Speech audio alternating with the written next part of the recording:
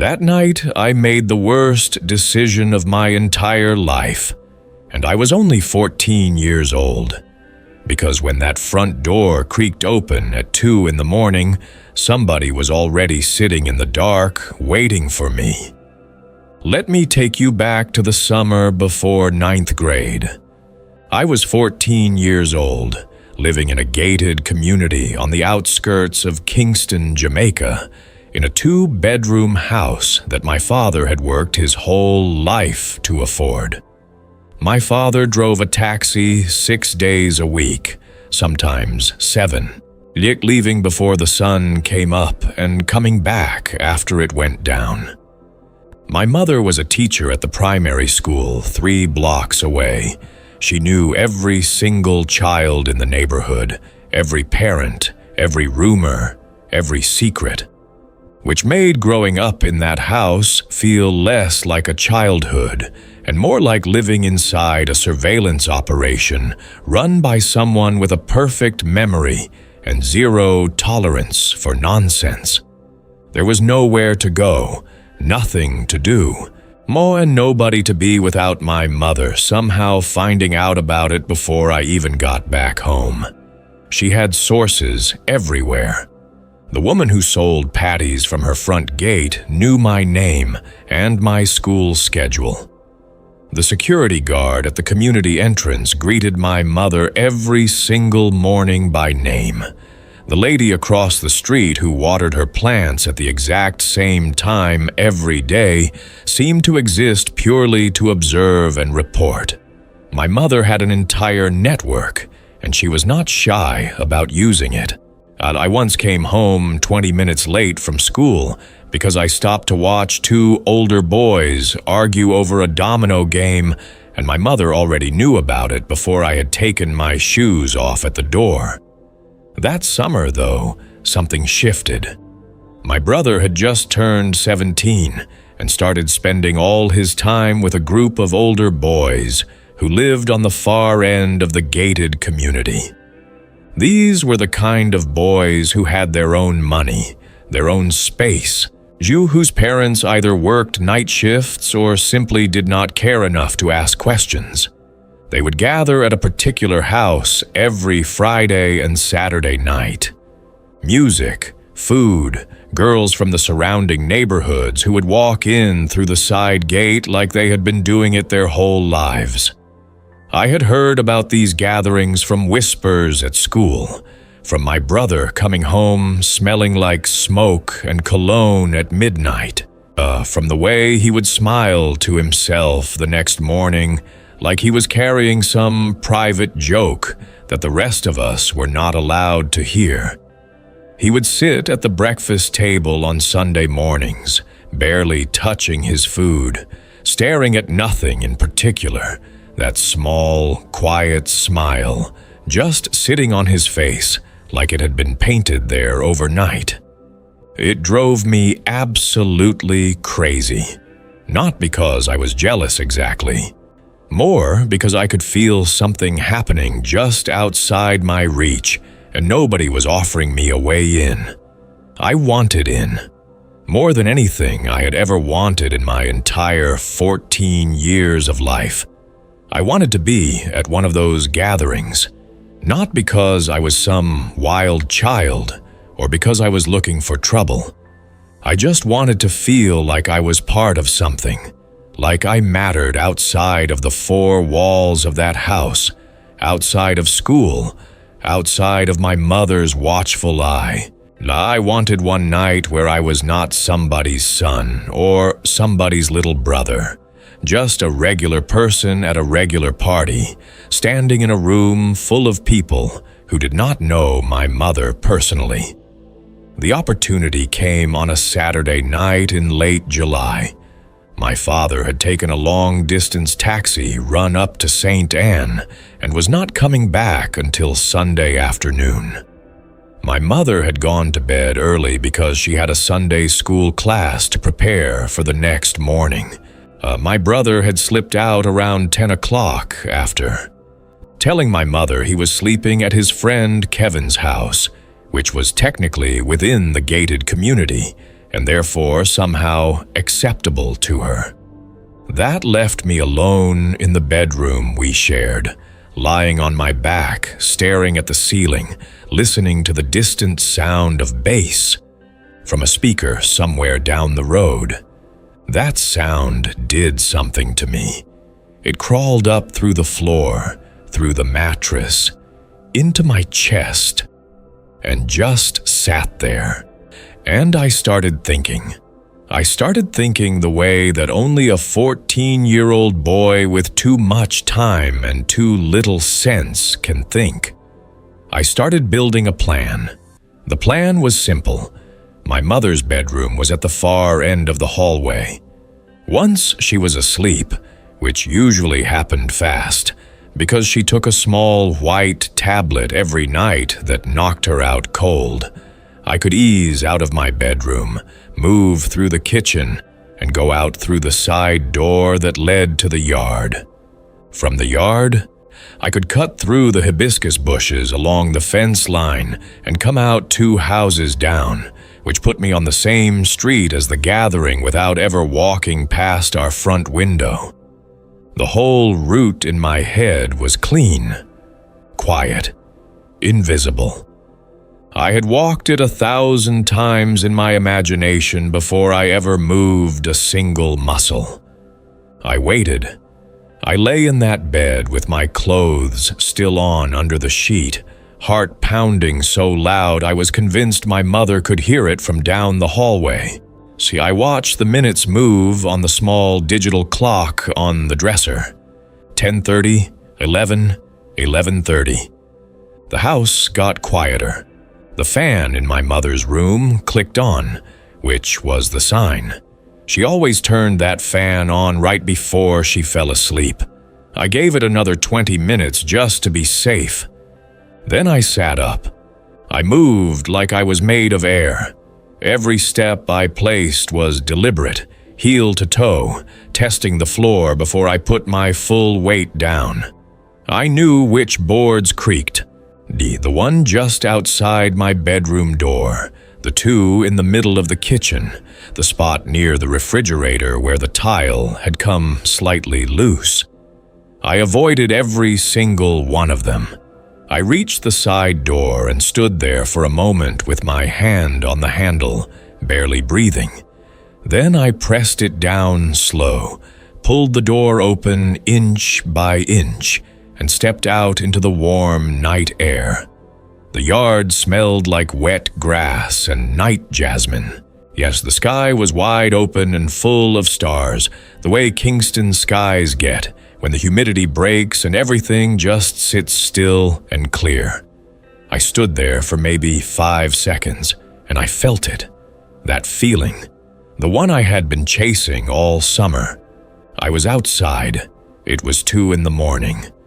Nobody knew where I was, and I was 14 years old and free, and the night was right there in front of me, like a door that had finally swung open.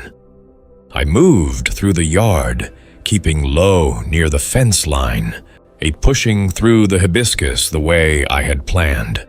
The branches scratched at my arms, but I did not care. I came out on the other side, straightened up, and started walking down the road toward the sound of the music, with my chest out and my hands in my pockets like I did this every single weekend. The gathering was everything I had imagined. The house was lit up from inside, warm yellow light spilling out through the louvers.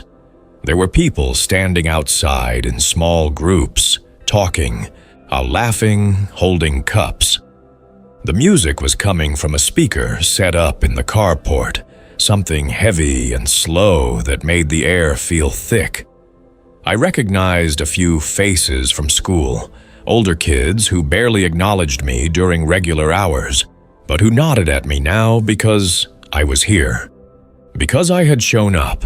Because apparently just being present at the right place at the right time was enough to move you up some invisible social ranking that I had not even known existed. I found my brother almost immediately. He was standing near the back of the carport with Kevin and two other boys I vaguely recognized. When he saw me, his face did something complicated. First surprise, then something close to respect, then something that looked almost like panic, and then he smoothed all of it over into a flat expression and just said quietly, "Yo, what are you doing here?" It was not a question. It was the kind of statement that meant, "I see you. I cannot undo this, but we are going to talk about it later." I told him I had handled it. He looked at me for a long moment, then he looked away. And that was that. He did not send me home. Maybe he was proud in some small way. Maybe he just did not want the embarrassment of dragging his little brother out of the party in front of everyone. Either way, I stayed. I stayed for 2.5 hours. I talked to people I had never talked to before. I stood in the carport and nodded along to music I barely knew. I ate a plate of jerk chicken from a foil tray that somebody's older sister had cooked and left on the kitchen counter. A girl from the neighborhood asked me what grade I was in, and when I told her, she raised her eyebrows and said she could not tell, which I took as the greatest compliment anyone had ever paid me.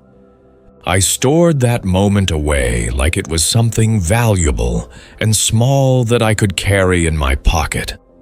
I watched the older boys move through the space with an ease I envied deeply.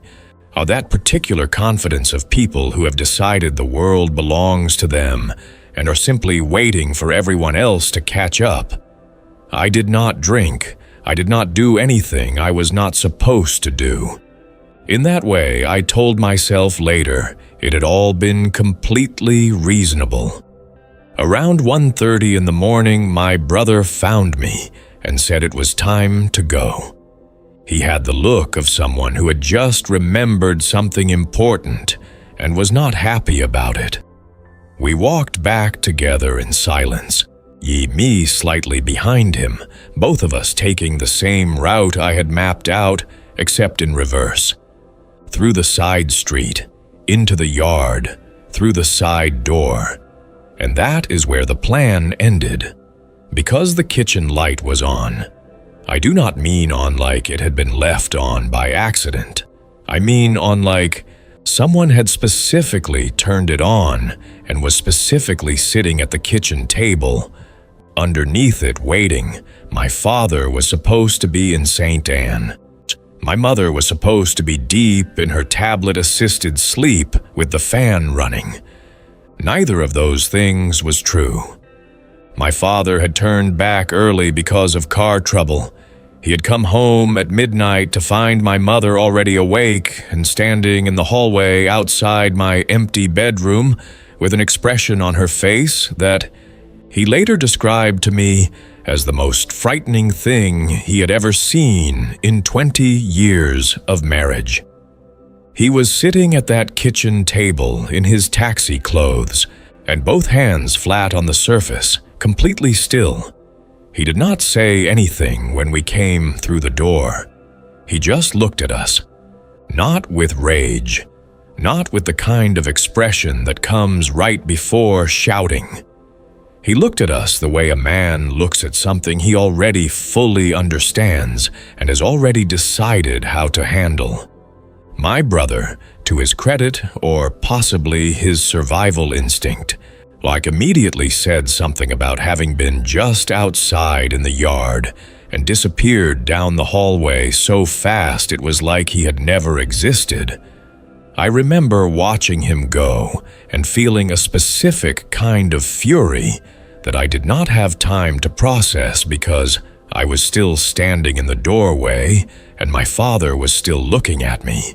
That left me standing alone in the kitchen doorway with my jerk chicken smell and my hibiscus scratches, and my whole entire plan collapsed in a pile at my feet. Now, what happened next I am not going to describe in full, because some things belong to the interior of a Jamaican household and nowhere else. What I will say is that my father did not raise his voice, not once.